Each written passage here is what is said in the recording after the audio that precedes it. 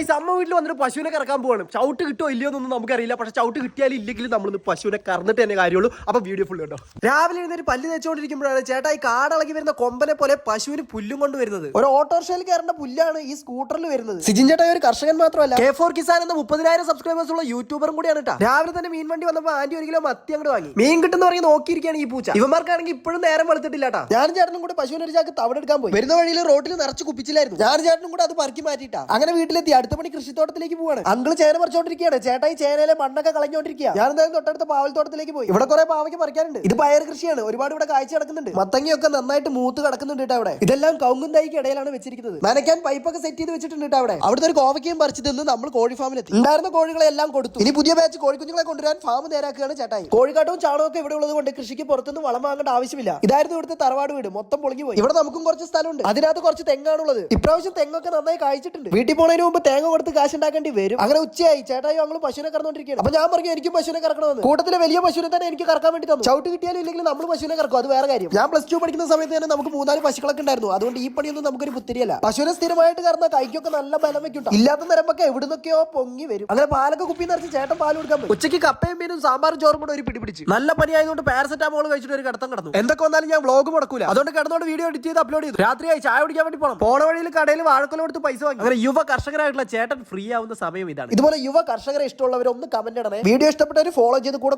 മറക്കണ്ട. നാളെ നല്ലൊരു വീഡിയോ ആയിട്ട് വരുന്നവരേക്കും tata bye bye see U.